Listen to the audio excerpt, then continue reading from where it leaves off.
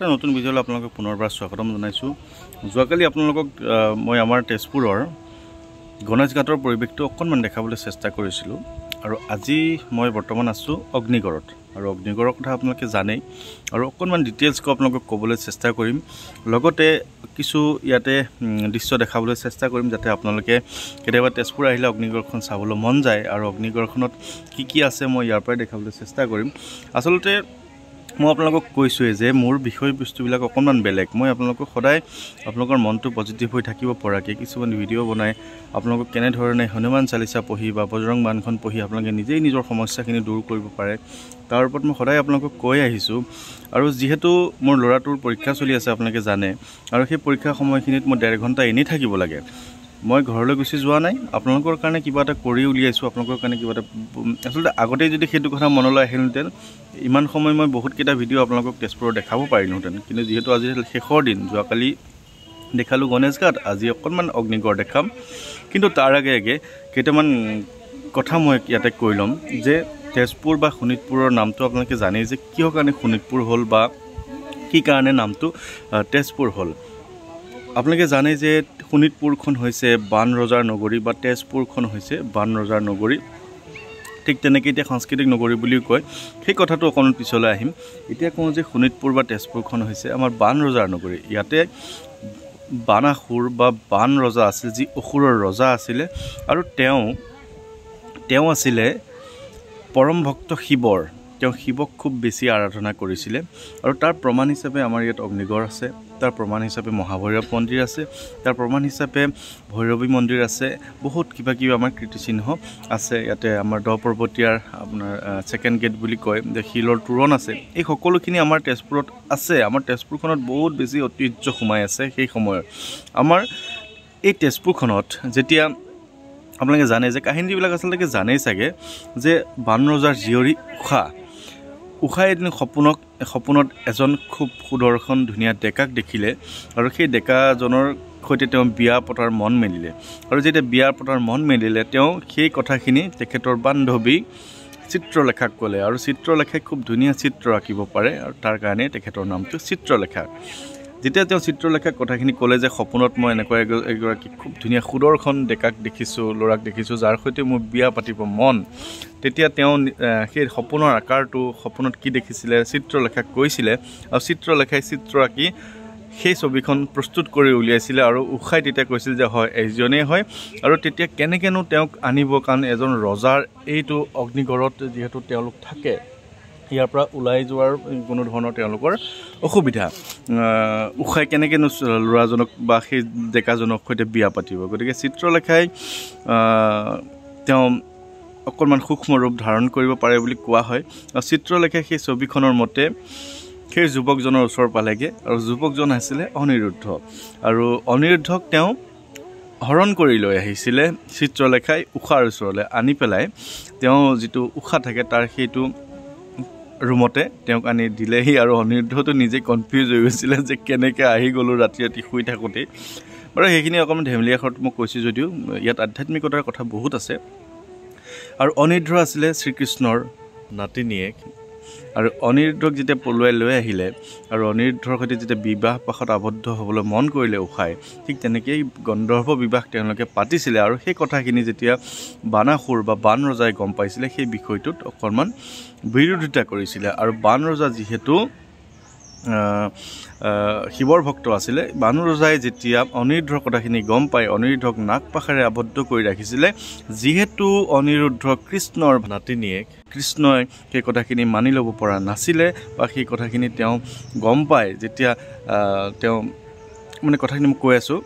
আৰু যেতিয়া শিৱই সেই কথাখিনি গম পালে আৰু যিহেতু বান ৰজা শিৱৰ ভক্ত আছিলে, সেই তেতিয়াই এই বিষয়টোক লৈ, এই প্ৰেমৰ বিষয়টোক লৈয়ে উষা আৰু অনিৰুদ্ধৰ প্ৰেমৰ কাহিনীটোক লৈয়ে হৰি আৰু হৰৰ মাজত যুদ্ধ লাগিছিলে।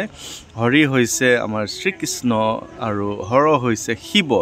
হৰি আৰু হৰৰ যুদ্ধ হৈছে দুজন ভগৱানৰ মাজত যুদ্ধ আৰু এইখন এখন বহুত ডাঙৰ ৰণ আছিলে, বহুত ডাঙৰ যুদ্ধ হৈছিলে।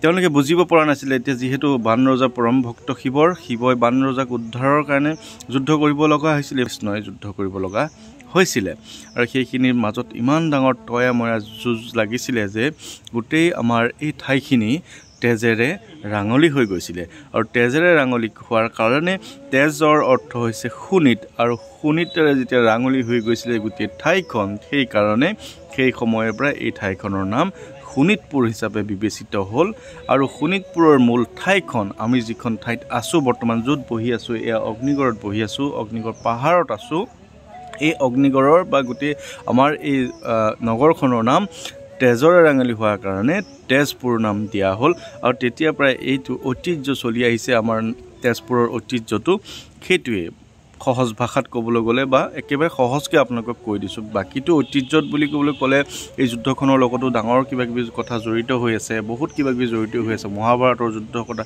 বহুত কথা ইয়াত জড়িত হৈ আছে সেইখিনিলৈ মই নাযাওঁ সহজভাৱে আপোনালোকক কৈ দিছোঁ আৰু ইয়াতে এইটো কথা কৈ দিওঁ যে এই যুদ্ধখনত ব্ৰহ্মাই আহি পেলাই দুইজনকে ৰক্ষা কৰিব লগা হৈছিলে যে ব্ৰহ্মাই ক'ব লগা হৈছিল যে তোমালোকে কি কৰিছা ইয়াত তোমালোকে দুইজনে ভগৱান হৈ তোমালোকে যুদ্ধ কিয় কৰিব লগা হৈছে তাৰপিছত সেই যুদ্ধখন খাম কাটিছিলে আৰু ঠিক তেনেধৰণে বান ৰজায়ো কথাখিনি বুজি পাইছিলে আৰু তেনেধৰণে গোটেই ঘটনাবিলাক হৈছিলে ইয়াতে ভৈৰৱী মন্দিৰ আছে মাইথান বুলি কোৱা হয় য'ত উষাই সেৱা কৰিছিলেগৈ সদায় গৈ প্ৰাৰ্থনা কৰিছিলেগৈ অলপ আগত আছে মহাভৈৰৱ মন্দিৰ আছে আপোনালোকক তেজপুৰখনৰ ঐতিহ্য কৈ শেষ কৰিব নোৱাৰোঁ কিন্তু ইয়াতে মই কেইটামান ইয়াতে অগ্নিগড়ৰ দৃশ্য আপোনালোকক দেখাম কেনেকৈ যুদ্ধ হৈছিলে সেই যুদ্ধখনৰ ইয়াতে ভাস্কৰ্য হিচাপে বনাই থোৱা হৈছে উষাৰ কথাবিলাক বনাই থোৱা হৈছে আৰু কথাখিনি আপোনালোকে কেনেকুৱা পাইছে মোক জনাব আপোনালোকে ইয়াৰ পিছতে মই সেইখিনি বস্তু দেখাবলৈ যাম আপোনালোকক আৰু মোৰো দায়িত্ব হৈছে কেৱল যে মই হনুমান চালিচাৰ ওপৰত কথা কৈ আপোনালোকৰ সময়খিনি সদায় একেখিনি কথাকে কৈ দিম সেইটো নহয় কেতিয়াবা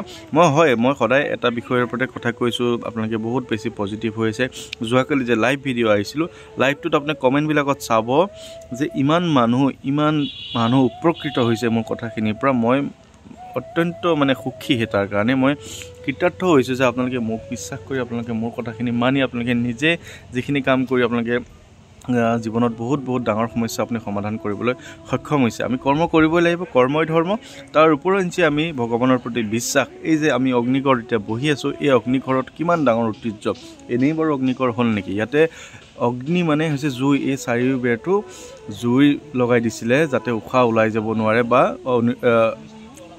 অনিৰুদ্ধ ওলাই যাব নোৱাৰে অগ্নিৰ কুণ্ড বনাই দিছিলে কুণ্ড মানে চাৰিওবেৰটো অগ্নি লগাই দিছিলে যাৰ কাৰণে ইয়াৰ নাম হৈছে অগ্নিগড় গড় মানে হৈছে আপোনালোকে জানেই যে এটা ডাঙৰ পাহাৰৰ এটা গড় বনোৱা হৈছে আৰু সেই চাৰিওবেৰত অগ্নি লগাই দিয়া হৈছে তাৰ কাৰণে নাম হৈছে অগ্নিগড় গতিকে এই কথাখিনি আমি জানিব লাগে সৰু ল'ৰা ছোৱালীয়ে নাজানে বহুতেই নাজানে আৰু তেজপুৰৰ লগত আৰু সাংস্কৃতিক নগৰী বুলি কোৱা হয় তেজপুৰখনত জ্যোতি বিষ্ণু ফণী শৰ্মাৰ দেশ জ্যোতিপ্ৰসাদ আগৰৱালা আমাৰ বিষ্ণুপ্ৰসাদ ৰাভা নটসূৰ্য ফণী শৰ্মা তেওঁলোকৰ আমাৰ ঠাই এখন গতিকে আমি তেজপুৰীয়া হিচাপে গৌৰৱটো কৰোঁ আৰু লগতে আপোনালোকেও গৌৰৱ কৰিব লাগে যে অসমত ইমান ধুনীয়া এখন ঠাই আছে য'ৰ ঐতিহ্যখিনি আপোনালোকেও জানিব লাগে আৰু এতিয়া বলক আমাক মই অকণমান কথাখিনি দেখাওঁ আৰু সেইখিনি দেখাই মই ভিডিঅ'টো আজি সামৰিম আৰু কেনেকুৱা পালে ভিডিঅ'টো জনাবলৈ নাপাহৰিব এয়া হৈছে অগ্নিগড় সোমাই প্ৰথম দৃশ্য যে ইয়াতে মহাদেৱক খুব ধুনীয়াকৈ ইয়াতে বহাই ৰখা হৈছে মহাদেৱ ধুনীয়াকৈ তেওঁ নিজৰ ধ্যানত আছে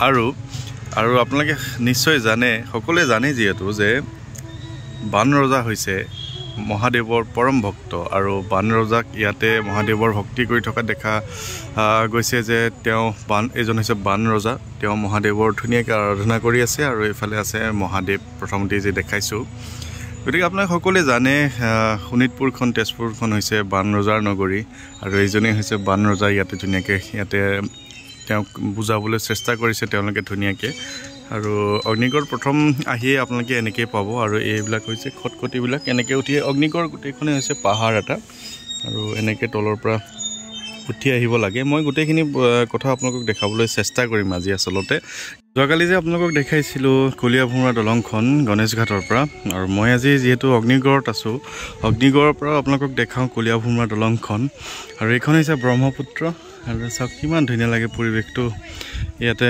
বালিচৰবিলাক এতিয়া যিহেতু খৰাং বতৰ ইয়াতে বালিচৰবিলাক ধুনীয়াকৈ ওলাইছে খুব ধুনীয়া লাগিছে হয়নে নহয় কওকচোন আপোনালোকে মোক পৰিৱেশটো ক'ব কিমান ধুনীয়া লাগে আৰু ইয়াৰ পৰা মই জুম কৰি দিছোঁ আপোনালোকে চাওক এইখন হৈছে কলীয়াভোমোৰা দলং আৰু এইফালে হৈছে কলিয়াভোমোৰা দলঙৰ তেজপুৰ বা শোণিতপুৰ আৰু কলিয়াভোমোৰা দলঙৰ একেবাৰে শেষৰ সিটো পাৰ হৈছে নগাঁও। তো এই দলংখনে বা এই নদীখনে আমাৰ শোণিতপুৰ আৰু নগাঁওক সীমাটো বিভক্ত কৰিছে। এই মূৰ্তিটো বা এই ভাস্কৰ্যটো দেখি আপোনালোকে কি বুজিছে, কি মনলৈ আহিছে কওকচোন। আৰু মই ইয়াতে কৈ দিছোঁ, এইগৰাকী হৈছে উষা আৰু এইগৰাকী হৈছে চিত্ৰলেখা। আৰু উষাই চিত্ৰলেখা, উষাই যে সপোনত দেখিছিল অনিৰুদ্ধক, সেই অনিৰুদ্ধৰ আকাৰটো অনিৰুদ্ধক তেওঁ বুজাই থাকিবলৈ চেষ্টা কৰিছে চিত্ৰলেখাক, আৰু চিত্ৰলেখাই ধুনীয়াকৈ এই ছবিখন চিত্ৰখন আঁকি উষাক কৈছে, আৰু সেই হিচাপেই চিত্ৰলেখা গৈ অনিৰুদ্ধক অপহৰণ কৰি আনিব। চাওক কথাখিনি, আমাৰ যিখিনি সংস্কৃতি, আমাৰ যিখিনি ঐতিহ্য, আমাৰ যিখিনি আধ্যাত্মিকতা কিমান ধুনীয়া হয়নে নহয় কওকচোন বাৰু। ইমান ধুনীয়াকৈ ইয়াতে ৰাখি থৈছে, আৰু গোটেই কথাখিনি মই আৰু আছে এনেকুৱা শিল্পবিলাক মই আপোনালোকক দেখাম আৰু বুজাই যাবলৈ চেষ্টা কৰিম। কেনেকুৱা লাগিছে আপোনালোকে ক'ব। মহাভাৰতৰ এখন অন্যতম যুদ্ধ, যিখন যুদ্ধ দুজন ভগৱানৰ মাজত হৈছিলে, আৰু সেই যুদ্ধখনেই মহাভাৰতৰ এখন অন্যতম যুদ্ধ। আৰু তাতে আমাৰ তেজপুৰ, আমাৰ শোণিতপুৰৰ যি ঐতিহ্যখিনি সোমাই আছে, আৰু সেই যুদ্ধখন আপোনালোকক মই দেখাম। ইয়াতে ভাস্কৰ্য হিচাপে ধুনীয়াকৈ তেওঁলোকে বনাই ৰাখিছে। এইখন যুদ্ধ হৈছে হৰিহৰৰ যুদ্ধ। হৰি মানে হৈছে বিষ্ণু আৰু হৰ হৈছে আমাৰ শিৱ মহাদেৱ। এই যুদ্ধখন কিয় লাগিছিল আপোনালোকে নিশ্চয় জানে, যে বান ৰজা আছিলে যে শিৱৰ পৰম ভক্ত, আৰু শিৱ হৈছে হৰ আৰু হৰি হৈছে বিষ্ণু। যেতিয়া এই যুদ্ধখন লাগিছিলে শিৱ আৰু বিষ্ণুৰ মাজত হৈছিলে, দেখিছেনে আপোনালোকে, বিষ্ণু মানে কৃষ্ণৰ মাজত হৈছিলে, আৰু বান ৰজা আছিলে পৰম ভক্ত শিৱৰ। গতিকে এই যেতিয়া উষাই অনিৰুদ্ধক পলুৱাই আনি ৰাখিছিলে এই অগ্নিগড়তে, এই গড়টোতে ৰাখিছিলে। এইখন যুদ্ধতে ইমান ডাঙৰ যুদ্ধ হৈছিলে, আপোনালোকে ইয়াতে দেখিব পাইছে যে কিমান ডাঙৰ এখন যুদ্ধ হৈছিলে। ইয়াতে তেওঁলোকে ধুনীয়াকৈ আঁকিবলৈ চেষ্টা কৰিছে, যাতে বাহিৰৰ যিখিনি পৰ্যটকসকল আহে তেওঁলোকে বুজি পায় কথাখিনি।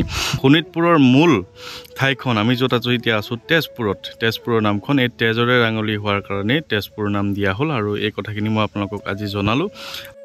এয়া হৈছে অনিৰুদ্ধক যে নাগ পাশেৰে বান্ধন কৰি ৰাখিছিলে, নাগ পাশেৰে বান্ধি ৰাখিছিলে। এয়া দৃশ্য ধুনীয়াকৈ তেওঁ ৰাখিছে এইজন বান ৰজা, আৰু বান ৰজাই অনিৰুদ্ধক এয়া নাগ পাশেৰে তেওঁলোকে বান্ধি ৰাখিছিলে। আৰু এয়া হৈছে যে চিত্ৰলেখাই অনিৰুদ্ধক যে হৰণ কৰি লৈ আহিছিলে, এয়া দৃশ্য চাওক কেনেকুৱা ধুনীয়াকৈ বনাই থৈছে। তেওঁক মানে শোৱাৰ পাতিৰ পৰাই তেওঁলোকে শোৱাৰ পাতিয়ে বা বিচনাৰ সৈতে দাঙি লৈ অহা দেখাইছে চিত্ৰলেখাই। তো চিত্ৰলেখাই নিজৰ মানে সূক্ষ্ম ৰূপ ধাৰণ কৰিব পৰা তেওঁৰ এটা ক্ষমতা আছিলে, আৰু চিত্ৰলেখাই খুব ধুনীয়া চিত্ৰ আঁকিছিলে, সেইকাৰণে তেওঁৰ নামটো চিত্ৰলেখা। আৰু যেতিয়া উষাই তেওঁক অনিৰুদ্ধৰ কথাখিনি কৈছিলে, আৰু অনিৰুদ্ধক তেওঁ বিচাৰি গৈ উলিয়াই অনিৰুদ্ধক এনেকৈ শুই থাকোঁতেই তেওঁক হৰণ কৰি লৈ আহিছিলে, আৰু সেয়া খুব ধুনীয়াকৈ আমাৰ সেই তেজপুৰ অগ্নিগড়ত ৰাখি থৈছে তেওঁলোকে। আচলতে খুব ধুনীয়া লাগে পৰিৱেশটো দেই। আচলতে মই কথাখিনি কৈছোঁ যদিও কিছুমান কথা ইয়াতে আৱেগিকভাৱে কৈছোঁ, যেনেকুৱা পৰিৱেশ এতিয়া বহুত দূৰ দূৰণিৰ পৰা পৰ্যটকসকল আহে ইয়ালৈ। তো কিছুমান পৰিৱেশে অকণমান মনটো বেয়া কৰে, সেই কথাটোৱে কৈছোঁ যে সেইখিনিতে বহুত দূৰ দূৰণিৰ পৰা মানুহখিনি আহে চাবলৈ অগ্নিগড়। এটা যদি কিছুমান অপ্ৰীতিকৰ পৰিস্থিতি বা এনেকুৱা ধৰণৰ কিছুমান দেখা পাওঁ, অকণমান মনটো দুখ লাগে। কিন্তু সেই কথাখিনি কৰ্তৃপক্ষই মন কৰিব লাগে। ছাত্ৰ ছাত্ৰীবিলাক আহে বহুত দূৰ দূৰণিৰ পৰা, সৰু সৰু ল'ৰা ছোৱালী আহে। সেই ল'ৰা ছোৱালীবিলাকে কিছুমান হয়তো দৃশ্য ইচ্ছা নকৰে চাবলৈ, বা তেওঁলোকৰ গাৰ্জেনৰ সৈতে আহে, শিক্ষক শিক্ষয়িত্ৰীৰ সৈতে আহে। সেই কথাটোহে মই ক'বলৈ চেষ্টা কৰিছোঁ। বাকী অগ্নিগড়টো আমাৰ অগ্নিগড়েই, আৰু অগ্নিগড় কিমান ধুনীয়া আপোনালোকক দেখাইছোঁৱেই কিমান ধুনীয়া। আৰু এয়া অগ্নিগড় গোটেই পাহাৰেই আচলতে অগ্নিগড়ত, আৰু ইয়াতে উষা আৰু অনিৰুদ্ধৰ যি বিবাহ লগত চিত্ৰলেখা সাক্ষী। চাওক এয়া উষা অনিৰুদ্ধৰ বিবাহ আপোনালোকক দেখাইছোঁ, আৰু সাক্ষী হিচাপে আছে চিত্ৰলেখা। চাওক কিমান ধুনীয়া, ইয়াতে লিখাই থাকে তলত গন্ধৰ্ব বিবাহ বুলি। আজিৰ এই অগ্নিগড়ৰ ভিডিঅ'টো চাই আপোনালোকে কেনে পালে মোক জনাব। আৰু আপোনালোকে কৈছোঁৱে যে অকণমান বাহিৰৰ ভিডিঅ' এটা বনাবলৈ চেষ্টা কৰিছোঁ। যোৱাকালিও দেখালোঁ, আজিও অকণমান তেজপুৰৰ অগ্নিগড় দেখালোঁ। কেনেকুৱা পালে জনাবলৈ নাপাহৰিব। আৰু আজিৰ ভিডিঅ'টো ইমানতে সামৰণি কৰিছোঁ। সকলো ভালে থাকিব, ধন্যবাদ।